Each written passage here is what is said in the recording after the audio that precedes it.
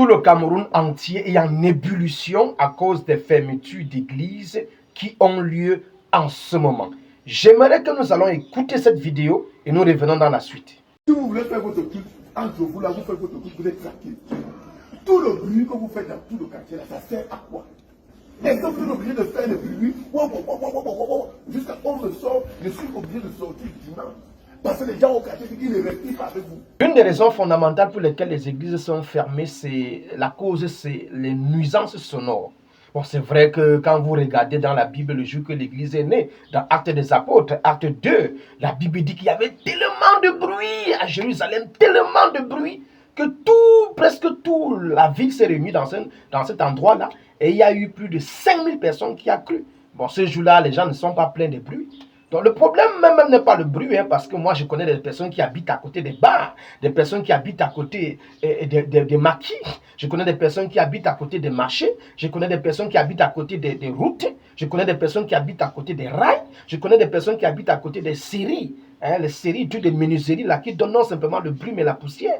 Mais eux ne se plaignent pas, ils ne se plaignent pas du bruit. Mais quand c'est l'église, ça devient un problème. Donc moi je pense que, j'ai dit dans l'une de mes précédentes vidéos que le caractère de l'église aussi est important. Si l'église arrive à se socialiser avec ceux qui les entourent, avoir une certaine collaboration dans l'amour et non dans le jugement, moi je pense que les gens ne vont pas forcément condamner le bruit qui vient de l'église. Sinon, dites-moi dans les commentaires, il y a des bars qui font des bruits, il y a des séries, il y a des usines, il y a beaucoup de choses. Mais est-ce que vous avez vu quelqu'un se plaindre? Est-ce que vous avez vu le gouvernement se plaindre? Donc le vrai problème n'est pas le bruit. Mais il faut que l'église ait un certain caractère envers la société. Et il faut que la société, c'est-à-dire le monde, ait une certaine vision de l'église. Ça, c'est très important. Maintenant, revenons sur la fermeture à cause des bruits. Moi, je pense que si nous nous basons seulement sur le bruit pour fermer les églises de réveil, je pense qu'on risque de fermer toutes les églises, hein, parce que moi, je très peu des églises de réveil, voilà, sont des églises qui opèrent sans des bruits. C'est l'une des caractéristiques des églises de réveil, parce que l'église même de Actes des Apôtres est née dans le bruit. Donc moi, je pense que le gouvernement doit mettre sur pied en place, voilà, quelque chose, un dialogue entre ceux-là qui sont accusés de faire du bruit, la population. Je pense que la population, si elle accepte l'église, elle peut aussi accepter les bruits que l'église fait. De la même manière qu'ils acceptent le bruit des bars, ils acceptent le bruit des marchés dans lesquels ils habitent à côté. Ils acceptent le bruit des scieries, hein, des entreprises qui font du bruit, et des marchés, et toutes ces choses-là. Ils peuvent aussi accepter l'église. Donc le gouvernement ne doit pas simplement sur la base de nuisances sonores fermer, mais ils doivent interpeller les pasteurs, les prêtres, les musulmans concernés pour les écouter les riverains qui accusent qu'il y a du bruit et trouver une entente, parce que le gouvernement en lui-même n'a pas donné le nombre de décibels maximum à donner lors des cérémonies, que ce soit à l'église, que ce soit dans les bars, etc., etc. Il n'y a pas une loi qui limite le son de manière concrète. Ça n'existe pas. Maintenant, ça veut dire que, comme il n'y a pas de loi, ça c'est sur la base peut-être, voilà, c'est la personne qui ferme, c'est-à-dire l'autorité qui décide. Et l'église ne connaît pas comment il va se régulariser. Est-ce qu'ils vont donc éteindre tous les baffes? C'est pas possible aussi, il ne peut pas prêcher sans baffe. Donc tout ça, ça fait partie de la spiritualité. Le bruit fait partie de la spiritualité selon Actes des Apôtres. Donc il faut aussi tenir compte de cela. Voilà pourquoi j'invite tous ceux qui sont sur cette vidéo. Je suis tombé sur une pétition. C'est un chrétien. Je ne sais pas qui a fait la pétition, mais c'est la masterclass.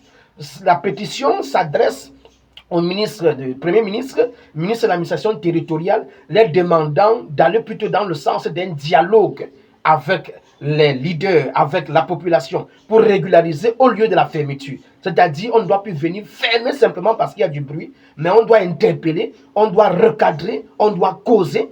Allez sur ma biographie, soit vous cliquez sur ma photo ici, soit ici en bas, vous allez voir un lien. Vous cliquez, vous allez voir un site internet, ça vous amène vers un site internet. Là-bas, vous allez voir une pétition concernant, voilà, vous signez cette pétition-là, c'est gratuit. Vous signez simplement. Si on a plusieurs signatures, voilà, je pense que le gouvernement doit prendre des mesures de dialogue au lieu des mesures radicales qu'ils ont mis en place. Et je vous ai dit dans l'une de mes précédentes vidéos que le gouvernement n'a pas tort, parce qu'ils se sont basés sur le fait qu'il y a eu un maître qui est sorti de l'église. Alors ils sont sortis pour recadrer l'église en quelque sorte. Donc ce n'est pas un bras de fer avec le gouvernement, mais c'est un dialogue équitable pour que l'église ait les mêmes faveurs que les bars en ont, les mêmes faveurs que les maquis en ont, les mêmes faveurs que ceux qui habitent à côté des marchés ne se plaignent pas, des gens qui ont des usines qui font du bruit ne se plaignent pas, ils doivent avoir les mêmes faveurs. On ne doit pas seulement s'acharner sur l'église, il fallait s'acharner sur toutes les structures qui émettent du bruit. Là, il y aura équitabilité. Ça peut créer quelque chose dans la tête parce que nous, après, avant d'être chrétiens, nous sommes Camerounais. Ça peut amener une certaine mentalité qui n'est pas bonne. Et le gouvernement c'est comme le père des enfants. Et il doit faire pour satisfaire tout le monde. Je pense que tu dois partager cette vidéo autour de toi. Partage dans le groupe WhatsApp. Partage partout là où tu es. Partage la vidéo aussi partout. Parce qu'il faut qu'on aille tous signer cette pétition afin de stopper la fermeture brutale. Et on va passer plutôt à la méthode du dialogue.